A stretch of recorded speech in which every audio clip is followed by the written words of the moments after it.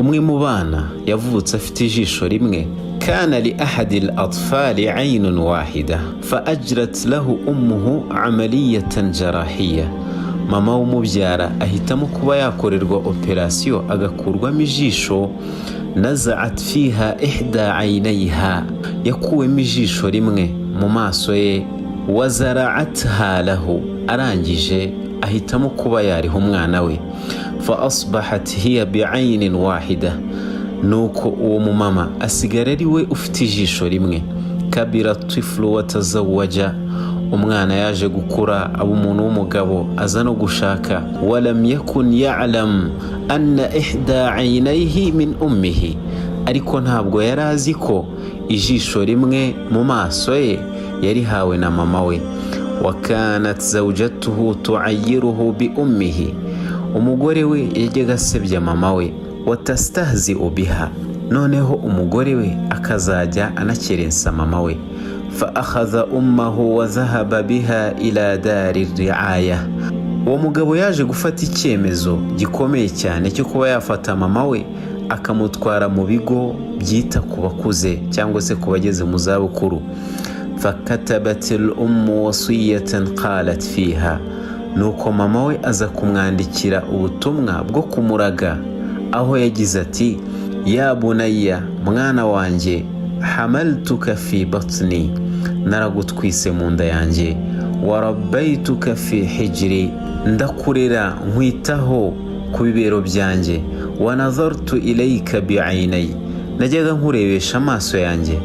fa'a'taytuka ihdahuma, ndangije mpitamo kuba naguha ijisho rimwe mu maso yanjye.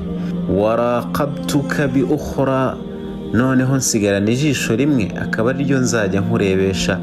falamma kabirta watazawajta akhrajtani min baytika, umaze gukura ugashyingirwa waje kunsohora mu nzu yawe. wabaqaitu ad'u laka, ariko mwana wanjye nakomeje kugusabira ibyiza.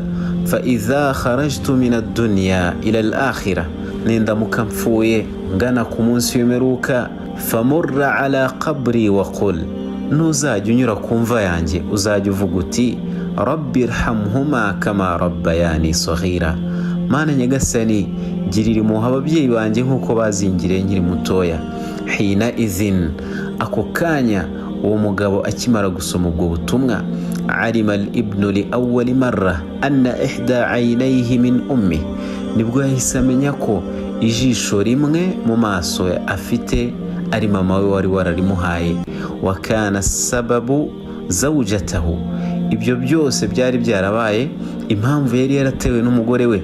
fa kullu imra'atin la tu'inuka ala birri walidayka, umugore wese utagufasha kugirira neza ababyeyi bawe, la khayra fiha fi akhiratika, nta cyiza rwose kiri kuri uwo mugore cyazatuma nibura wagororerwa ibyiza ku munsi w'imperuka.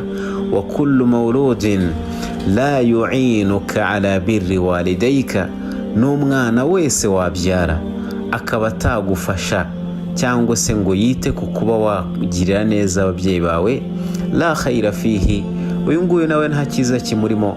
fattaqillaha fi zawjatika, muzajye mutinya Allah, mutinye ibyo abagore banyu bashobora kubakoresha.